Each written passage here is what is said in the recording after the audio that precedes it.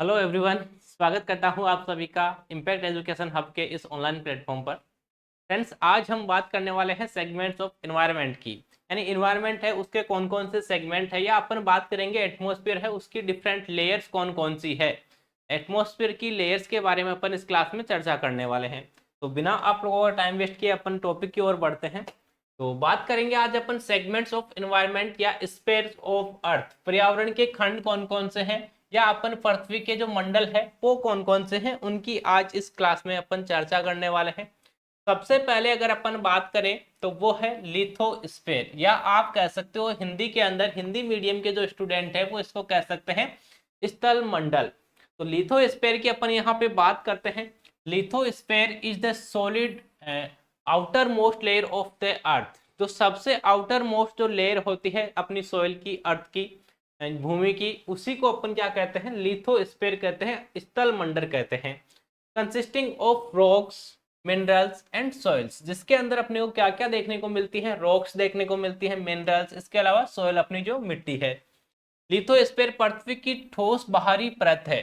जो पृथ्वी की जो बाहरी परत होती है जो आप लोगों ने देखी है, जैसे ये अपनी पृथ्वी है उसकी ऊपर वाली जो लेयर आ गई उसी को अपन ने क्या कह दिया यहाँ पे, लिथोस्फीयर का स्थल मंडल कहा है। इसके अंदर अपने को कौन कौन सी चीजें देखने को मिलती है, चट्टाने हैं, खनिज है और मृदा इसके अंदर शामिल होते हैं। It includes mountains, plateaus, plains and valleys. इसके अलावा इसमें और क्या क्या इन्वॉल्व होते हो सकते हैं भाई, इसमें पर्वत, पठार, मैदान और घाटियां हैं वो शामिल होती है। Lithosphere provide essential natural resources like minerals and fuels. अब लिथोस्फीयर है ये अपने को क्या प्रोवाइड करवाता है, इससे अपने को क्या मिलता है।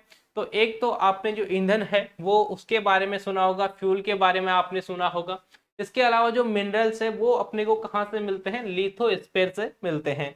लिथोस्फीयर खनिज और ईंधन जैसे महत्वपूर्ण प्राकृतिक संसाधन प्रदान करता है।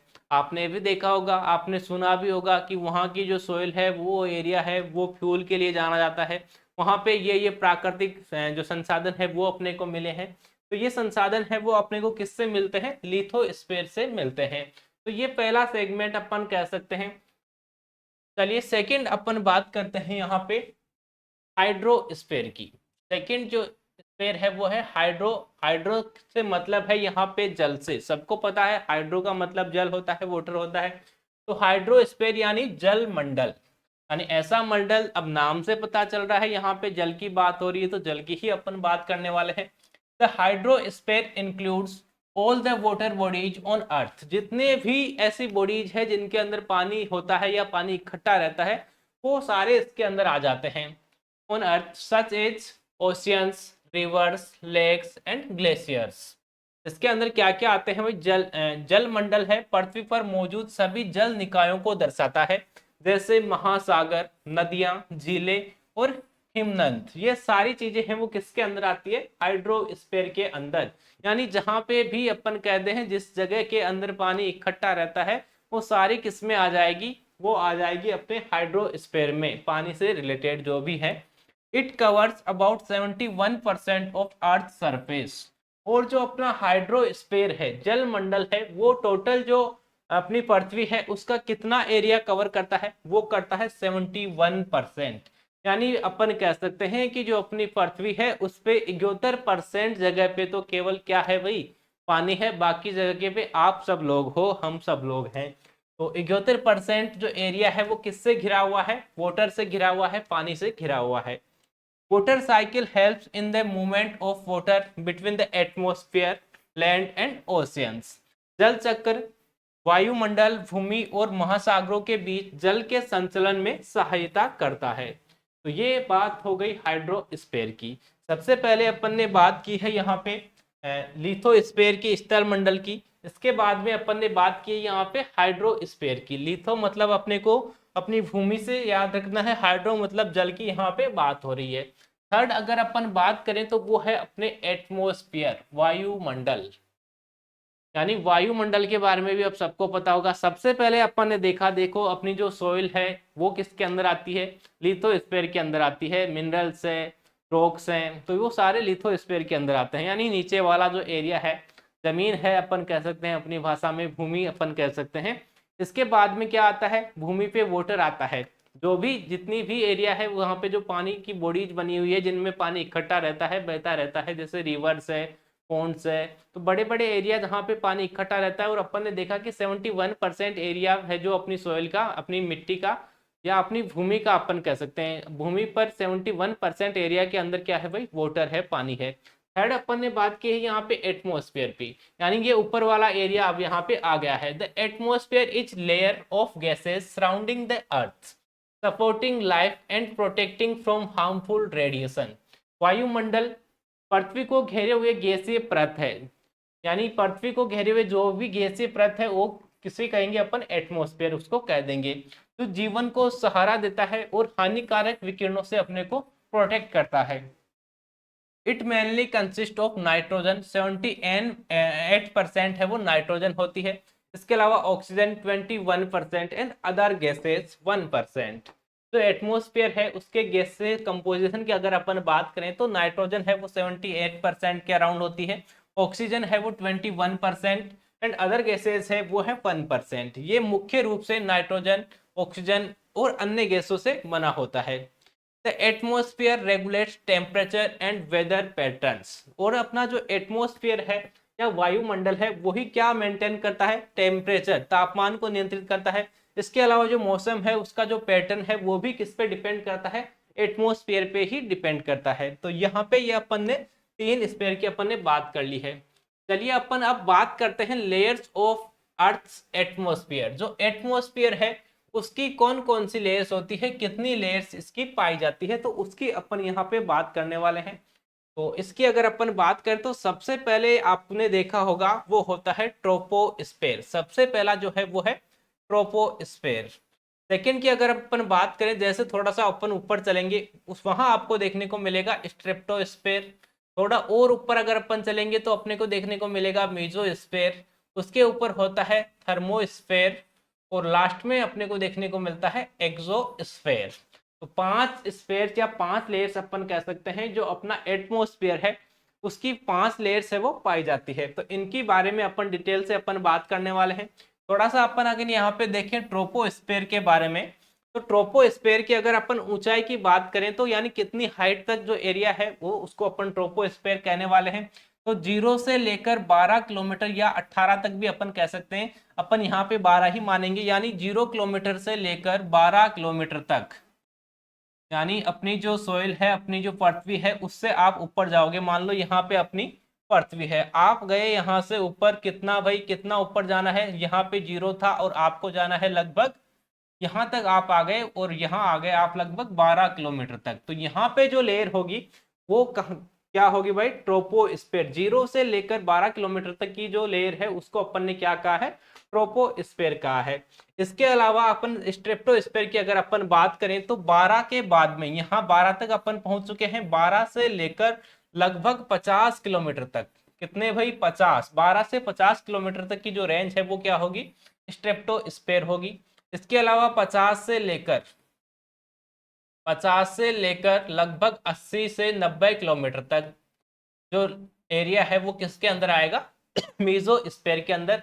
और 80 से अबाउ वाला है, 80 से लेकर 800 किलोमीटर तक अपन कह सकते हैं वो किस में आएगा, थर्मोस्फेयर। और 800 से अबाउ वाला है वो किस में आएगा भाई, एक्सोस्फेयर के अंदर, या 3000 किलोमीटर तक भी अपन इसको कह सकते हैं।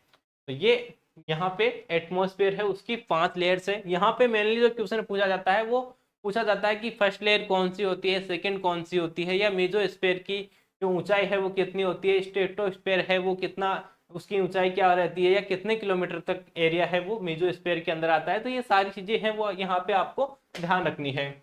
इसके अलावा आप लोगों को मैं बता दूं कि बीएससी एग्रीकल्चर सेकंड सेमेस्टर का कंप्लीट कोर्स है वो इम्पैक्ट एजुकेशन हब प्रोवाइड करवा रहा है। तो यदि आप ये बैच ज्वाइन करना चाहते हो तो आपको प्ले स्टोर से impact education hub application download करना है। और ये जो आपको बैच है वो केवल मिलने वाला है अभी 749 रुपए के अंदर, यानी 899 इसकी अभी प्राइस है और 150 का इसके अंदर। यदि आपने फर्स्ट टाइम आप ये बैच ज्वाइन कर रहे हो, इम्पैक्ट का कोई भी बैच फर्स्ट टाइम आप ज्वाइन कर रहे हो, तो 150 रुपीज है वो आपको ऑफ मिलेंगे। एक कूपन आपको मिलेगा इम्पैक्ट के नाम से, वो अप्लाई करते ही आप 749 रुपए में ये बैच है वो ज्वाइन कर सकते हो। यहाँ पे आपको 16 कमिटी का जो सिलेबस है उसके अकॉर्डिंग पढ़ाया जाएगा। डिफरेंट लेयर्स ऑफ एटमॉस्फेयर, वायुमंडल की विभिन्न जो परतें हैं उनकी अपन बात कर लेते हैं। अभी अपन ने थोड़ा सा इनके बारे में देखा था। सबसे पहला है ट्रोपोस्फेयर या सौर मंडल जिसको कहा जाता है हिंदी के अंदर। It extends up to 12 kilometre from the earth surface and is the lowest atmospheric layer. सबसे जो नीचे वाली लेयर है या सबसे जो नीची लेयर है वो कौन सी होती है? ट्रोपोस्फेयर, सौर मंडल होता है, जो अपनी अर्थ है उससे लेकर 12 किलोमीटर तक होता है। जीरो से लेकर, यानी ये अपनी अर्थ थी, यहाँ पे 0 किलोमीटर है, और यहाँ से लेकर 12 किलोमीटर तक की जो रेंज है वो कौन सी स्फेयर होगी भाई? ट्रोपोस्फेयर होगी, सौर मंडल होगी। Most वेदर्स phenomenon occur in this layer. जो भी अधिकांश मौसम संबंधी घटनाएं होती है वो इसी लेयर के अंदर अपने को देखने को मिलती है। Temperature decreases with altitude in the troposphere. सौरमंडल में ऊंचाई बढ़ने के साथ तापमान घटता जाता है। जैसे जैसे अपन ऊपर जाते जाएंगे, जैसे जैसे अपन ने ऊपर बढ़े 0 किलोमीटर से लेकर अपन 12 किलोमीटर तक ऊपर जा रहे हैं, तो टेम्परेचर है वो क्या होता जाएगा भाई? टेम्परेचर है वो घटता जाएगा। जैसे जैसे हाइट बढ़ेगी टेम्परेचर है वो क्या होगा? घटता जाएगा, कम होता जाएगा। और जैसे अपन नीचे आएंगे टेम्परेचर क्या हो जाएगा? बढ़ता जाएगा। तो ये अपने बात कर ली ट्रोपोस्फेयर की। फिर अपन बात करते हैं यहाँ पे सेकंड जो लेयर है वो है अपनी स्ट्रेटोस्फेयर यानी समताप मंडल। It extends from 12 kilometre to 15 kilometre and contain the ozone layer.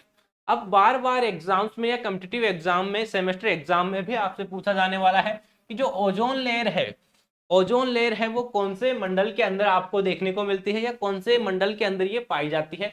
तो आप लोगों को ध्यान रखना है स्ट्रेटोस्फेयर के अंदर ओजोन लेयर है वो पाई जाती है। अगर अपन इस स्ट्रेटोस्फेयर की बात करें तो अपन ने देखा था 0 से 12 किलोमीटर तक और 12 से लेकर लगभग 50 किलोमीटर तक का जो एरिया है वो किस में आता है? समताप मंडल में आता है। और इसके अंदर ओजोन लेयर है वो प्रेजेंट होती है। जो भी अल्ट्रा वोयलेट रेडिएशन से उनको वो एब्जॉर्ब करती है ozone layer. The ozone layer absorb harmful ultraviolet UV rays from the sun. Ozone परत सूर्य की हानिकारक जो पराबैंगनी यूवी अल्ट्रावायलेट किरणें हैं उनको अवशोषित करती है। Jet planes fly in this layer as there is minimal turbulence. Jet विमान इस परत में उड़ते हैं क्योंकि यहाँ अशांति कम होती है, यानी टर्बुलेंस है वो यहाँ पे बहुत ही कम देखने को मिलता है। ज्यादातर जो जेट प्लेन्स है वो इसी एरिया के अंदर आपको उड़ते हुए देखने को मिलेंगे। थर्ड है अपने पास में यहाँ पे मीजोस्फेयर यानी मंदे मंडल। It extends from 50 kilometre to 18 kilometres. अब अपन ने देखा सेकेंड जो लेयर थी वो 50 किलोमीटर तक थी, तो 50 से अबाउ या अपन कह सकते हैं 80 किलोमीटर तक, अप टू 80 किलोमीटर तक जो लेयर होगी वो कौन सी होगी? मीजोस्फेयर होगी। And is the coldest layer of the atmosphere. और एटमोस्फियर की सबसे जो ठंडी लेयर है वो कौन सी होती है? मीजोस्फेयर होती है। इसका टेम्परेचर है वो यहाँ पे जितनी भी लेयर्स अपन ने देखी है उसमें सबसे कम होता है। Meteors burn up in this layer preventing them from reaching Earth. इस परत पे उल्काएं जल जाती है जिससे वो पृथ्वी तक नहीं पहुंच पाती, क्योंकि यहाँ का टेम्परेचर एक तो कम रहता है तो यहीं पे वो जल के नष्ट हो जाती है। इसके अलावा नेक्स्ट जो लेयर है वो है अपनी थर्मोस्फेयर या ताप मंडल। It extends from 18 kilometre to 500 kilometre and has very high temperature. वैसे इसके नाम से ही यहाँ पे पता चल रहा है ताप मंडल, यानी यहाँ का जो टेम्परेचर है वो क्या रहने वाला है? ज्यादा रहने वाला है। सबसे ज्यादा जो हॉटेस्ट लेयर है वो अपन किसको कहेंगे? थर्मोस्फेयर को कहेंगे। ऊंचाई की अगर अपन बात करें तो 80 किलोमीटर से लेकर 500 किलोमीटर तक की जो रेंज है वो किसके अंदर आएगी? थर्मोस्फेयर के अंदर आएगी। This layer contain the ionosphere which helps in radio communications. इस परत में आयन मंडल होता है और रेडियो संचार में सहायता करता है। तो यहाँ से भी एग्जाम में क्वेश्चन है वो पूछा जा सकता है कि आयनोस्फेयर है वो कौन सी लेयर के अंदर प्रेजेंट होता है, कौन से स्फेयर के अंदर ये प्रेजेंट होता है? तो थर्मोस्फेयर है उसके अंदर आयनोस्फेयर प्रेजेंट होता है। और लास्ट जो स्फेयर है वो है exosphere. It is the outer most layer of the atmosphere. सबसे जो आउटर लेयर है, सबसे बाहरी जो लेयर है, ऊपरी जो लेयर है वो कौन सी होती है? एक्सोस्फेयर होती है। Extending beyond 500 kilometres. और ये कहाँ तक होती है? 500 किलोमीटर से अबाव ये होती है। ये वायुमंडल की सबसे भारी परत है जो 500 किलोमीटर से अधिक फैली होती है। Satellites orbits in this layer due to low gravitational pulls, कम गुरुत्वाकर्षण बल के कारण इस परत पर उपग्रह परिक्रमा करते रहते हैं। तो ये अपन ने यहाँ पे जो भी अपनी एटमॉस्फेयर है उसकी स्पेयर्स के बारे में अपन ने बात की है। तो उम्मीद करता हूँ ये जो आज की क्लास थी आप सभी को अच्छी लगी होगी। क्लास को आपको ज़्यादा से ज़्यादा शेयर करना है, कमेंट करना है और लाइक करना है। कमेंट करके बताना है कि क्लास आप लोगों को कैसी लगी। मिलते हैं नेक्स्ट क्लास में, तब तक के लिए धन्यवाद।